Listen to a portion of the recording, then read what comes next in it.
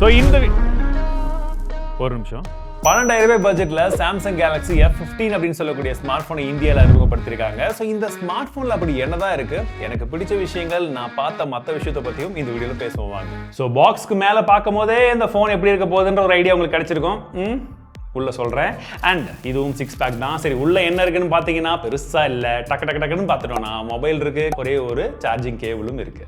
எதை மிஸ் பண்ணாலும் மிஸ் பண்ணுவோம், இந்த சிம் ஜெட் பின் மிஸ் பண்ண மாட்டோம்னு சொல்லி அதையும் கொடுத்துருக்காங்க. சரி, ஓகே, இப்போ மொபைலை பார்க்கலாம். இது ஸ்கிட்டெல்லாம் இல்லைங்க, உண்மையாகவே விழுந்துடுச்சு. மொபைலை பார்க்கலாம். ஸோ டிசைனை பொறுத்த வரைக்கும் பின்னாடி இருந்து பார்த்தீங்கன்னா ஒரு ப்ரீமியமான ஒரு ஃப்ளாஷி டிசைன் மாதிரி தான் வந்து தெரியுது. அண்ட் சட்டிலாக இருக்குது கலர் பார்க்கறதுக்கு, இது ஒரு ப்ளஸ். ஆனால் அப்படியே இப்படி பார்த்தீங்கன்னா சைடில் உங்களுக்கே புரியும், திம்ஸுக்கட்டை திம்ஸுக்கட்டை அந்த மாதிரி தான் இருக்குது. அண்ட் நல்ல ஒரு பாக்ஸ் ஏற டிசைனை வந்து கொடுத்துருக்காங்க. இந்த எட்ஜஸ் மட்டும் கொஞ்சமாக இங்கே கர்வியாக இருக்குது. கையில் எடுக்கும் போதே கொஞ்சம் பெரிய ஃபோனை பிடிக்கிற ஃபீல் கண்டிப்பாக வந்து இருக்கும். அண்ட் வெயிட்டை பொறுத்த வரைக்கும் கிட்டத்தட்ட 215 கிராம் மேலேயே வருதுன்னு சொல்லலாம். ஒரு 3 கலர் ஆப்ஷனில் இந்த மொபைல் நமக்கு அவைலபிளும் இருக்குது. அண்ட் நீங்கள் முன்னாடி பார்க்கும்போது உங்களுக்கே தெரியும், இந்த பட்ஜெட் செக்மெண்ட்ல நம்ம என்ன மாதிரி ஸ்மார்ட் போனை பார்ப்போமோ அதே மாதிரி தான் வந்து இருக்கு முன்னாடி டிசைனு.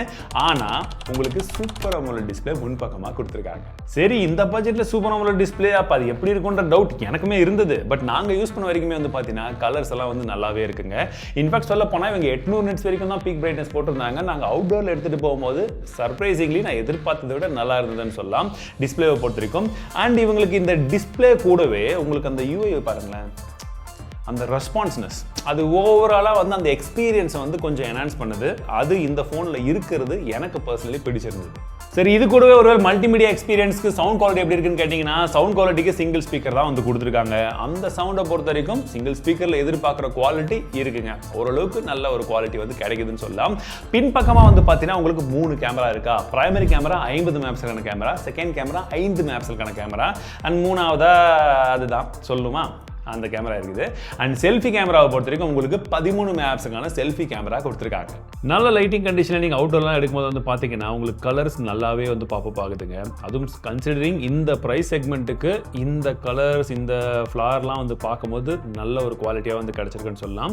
பட் நீங்கள் எங்கே ஃபோக்கஸ் பண்ணுறீங்க அப்படின்றது ரொம்பவே முக்கியம். ஒரு சில டைமில் அது மட்டும் லைட்டாக வந்து மிஸ் ஆகிற மாதிரி தெரியுது. பட் மற்றபடி நீங்கள் இமேஜ் எடுக்கும் போது எல்லாமே வந்து பார்த்தீங்கன்னா நல்லாவே வந்து ப்ராசஸ் ஆகி கிடைக்குது. நீங்கள் ஹியூமன் சப்ஜெக்ட் எடுத்தாலுமே வந்து பார்த்தீங்கன்னா ஸ்கின் டோன்லாம் வந்து நல்லா இருக்கு. அண்ட் நீங்கள் எடுத்ததை விட எடுத்ததுக்கு அப்புறமா வந்து பார்த்தீங்கன்னா அதோடைய ப்ராசஸிங் நல்லாவே இருக்கு. போர்ட்ரேட் ஷாட்லையுமே வந்து பார்த்தீங்கன்னா எட்ஜ் டிரெக்ஷன்லாம் வந்து நல்லாவே வந்து பண்ணியிருக்கு. என்ன கொஞ்சமாக வந்து பார்த்தீங்கன்னா சேச்சுரேஷன் அதிகமாக இருக்க மாதிரி இருக்கும். பட் மற்றபடி பட்ஜெட்டுக்கு ரியர் ஃபேசிங் கேமரா நல்லா இருக்குங்க. அல்ட்ராவைட் ஷாட்டில் லைட்டாக வந்து கலர் ஷிஃப்ட் இருக்கும். பட் அதுவே ஒரு ஆப்ஷன் வந்து இருக்குது. செல்ஃபி கேமராவை பொறுத்த வரைக்கும் உங்களுக்கு இமேஜ் குவாலிட்டி பாருங்கள். அண்ட் இதில் வந்து ஸ்கின் டோன் கொஞ்சம் நார்மலாக தான் இருக்குது. ரொம்ப பாப்பப்பெல்லாம் ஆகலை. அண்ட் டீட்டெயில்ஸும் வந்து பார்த்தீங்கன்னா ஓரளவுக்கு இருக்குது.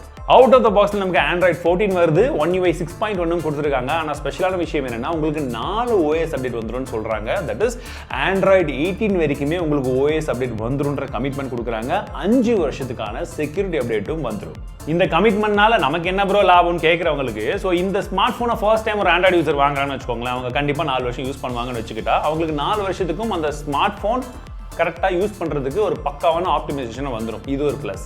ரெண்டாவதா, ஒருவேளை அவங்க 2 வருஷத்துக்கு அப்புறம் மாற்றணும்னு தோணுச்சுன்னா கூட உங்களுக்கு சாஃப்ட்வேர் அப்டேட் இருக்கிறதுனால ஃபோன் யூஸ் பண்ணுறதுக்கு நல்லா தான் இருக்குன்ற நம்பிக்கையோட அடுத்த ஆள் வாங்குவாங்க. ஸோ உங்களுக்கு ரீசேல் வேல்யூவும் அதிகமாக தான் இருக்கும். செட்டப் பண்ணும் போதே ஒரு சில ப்ரீ இன்ஸ்டால்ட் ஆப்ஸ் வேணுமா வேணாமான்ற மாதிரி ஆப்ஷன்ஸ் கேட்குது. நமக்கு வேணாம் அப்படின்னா நீங்கள் அங்கேயே வந்து ஆஃப் பண்ணிக்கலாம். அப்படி இல்லாட்டி கூட உள்ள வந்துட்டு உங்களுக்கு தேவையில்லாத ஆப்ஸை வந்து நீங்கள் வந்து ரிமூவ் பண்ணிக்கலாம். இது ஒரு நல்ல விஷயம். சரி, சாஃப்ட்வேர் ஓகே, கமிட்மெண்ட் ஓகே, இதில் இருக்கக்கூடிய ஃபீச்சர்ஸ் எல்லாம் இருக்குதா, அதை ஏதாச்சும் கட் பண்ணிட்டாங்களான்னு கேட்டிங்கன்னா இது கோர் One UI கிடையாது. ஒரு சில ஃபீச்சர்ஸ் இருக்கு, ஒரு சிலது இல்ல. அதாவது உங்களுக்கு ஆல்வேஸ் ஆன் டிஸ்ப்ளே வந்து இதில் இல்ல. அண்ட் ஸ்கிரீன் ரெக்கார்டிங் டிஃபால்ட்டா இல்ல, நீங்க தேர்ட் பார்ட்டி ஆப்ஸ் தான் வந்து போட்டுக்கணும். அண்ட் மற்றபடி பார்த்தீங்கன்னா உங்களுக்கு நாக்ஸ் வந்து கொடுத்துருக்காங்க, பிரைவேட் ஷேர் இருக்கு, செக்யூர் ஃபோல்டர் வந்து கொடுத்துருக்காங்க, வாய்ஸ் ஃபோக்கஸ்க்கான ஆப்ஷனுமே வந்து இருக்கு. அண்ட் உங்களுக்கு டிஃபால்ட்டா கால் ரெக்கார்டிங் ஆப்ஷன் இருக்கான்னு கேட்டீங்கன்னா அது இருக்கு. அண்ட் உங்களுக்கு சாம்சங் வேலட்கான அந்த ஒரு ஆப்ஷனுமே வந்து கொடுத்துருக்காங்க. ஸ்மார்ட் ஹாட்ஸ்பாட்கான ஃபீச்சருமே இதில் இருக்கு.